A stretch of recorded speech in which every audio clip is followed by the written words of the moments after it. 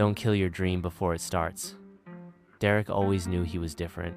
While other kids played ball in the streets, or talked about becoming doctors or engineers, he spent his nights scribbling lyrics in his worn-out notebook and mixing beats on an old laptop his cousin gave him. Music wasn't just a hobby, it was his heartbeat, his language, his escape. But dreams can be dangerous things when shared with the wrong people. Derek had two childhood friends, Charles and Patrick. They were inseparable growing up. They rode the same school bus, played video games until dawn, and dreamed about making it.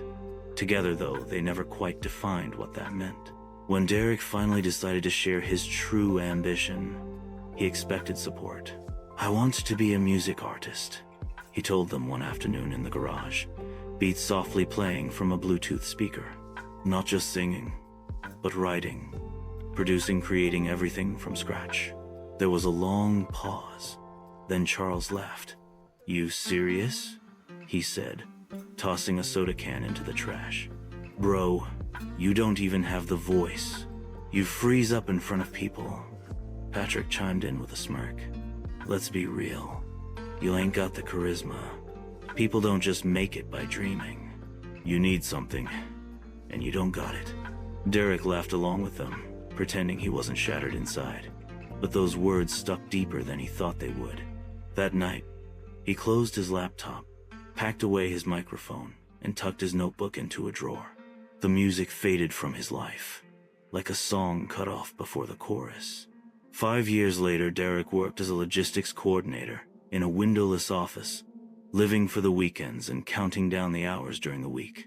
His days were filled with spreadsheets, shipping invoices, and the hum of fluorescent lights. He stopped writing, stopped dreaming. He told himself, it was just life. It happens. But it gnawed at him.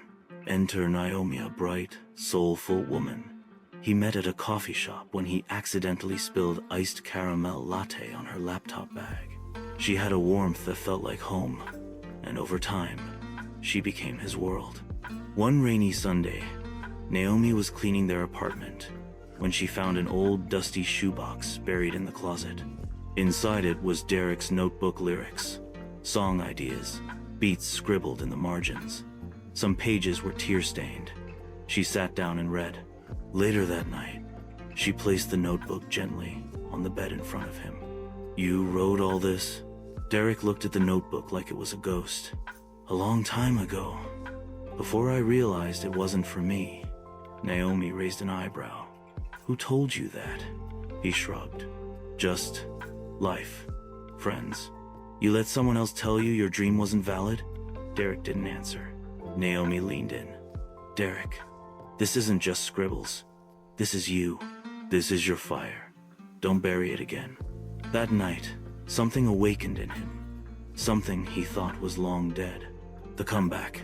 He started small, relearning music software, watching YouTube tutorials at 2 a.m., rewriting old lyrics, creating beats again. At first, it was just a hobby, but soon it became an obsession. He began uploading beats and freestyles anonymously to SoundCloud and TikTok under the name D. Kaya, name only his late grandmother used. One of his tracks, Unwritten Pages, caught fire unexpectedly. A dance challenge started. Influencers picked it up. Streams rolled in. He was stunned. Producers began reaching out. One collab turned into 3. A record label invited him to a Zoom call. He signed a small deal. By the time his first EP dropped, Broken Beats, Midnight Dreams, he had a growing fan base. His music wasn't just good, it was real, raw. People connected with it. The turning point. His first live performance was set in a small venue downtown. Lights dimmed. The crowd buzzed. Naomi stood backstage, tears brimming, pride radiating. As he stepped up to the mic, Derek scanned the crowd. Front row, 2 familiar faces, Charles and Patrick. They weren't laughing this time. Their expressions were unreadable. Maybe guilt, maybe disbelief. Derek took a breath. Then he spoke. 5 years ago, I almost let someone kill my dream before it even started. I buried who I was because I thought they knew better. But here's what I learned. Dreams don't die. They wait. They wait for you to believe in them again. The crowd erupted. The beat dropped. And Derek D. KO'd the night. Epilogue. A year later, he was touring small cities. His second EP debuted at number 12 on the indie charts. And Charles and Patrick, they reached out. "Man, we were wrong," Patrick texted. "You really did it." Derek smiled, closed the message, and turned to Naomi. She was playing his latest beat on her phone, dancing around the kitchen. He kissed her cheek and whispered, "Thank you for reminding me who I am." Moral of the story? Don't kill your dream before it starts, because sometimes the world's just waiting for you to show up.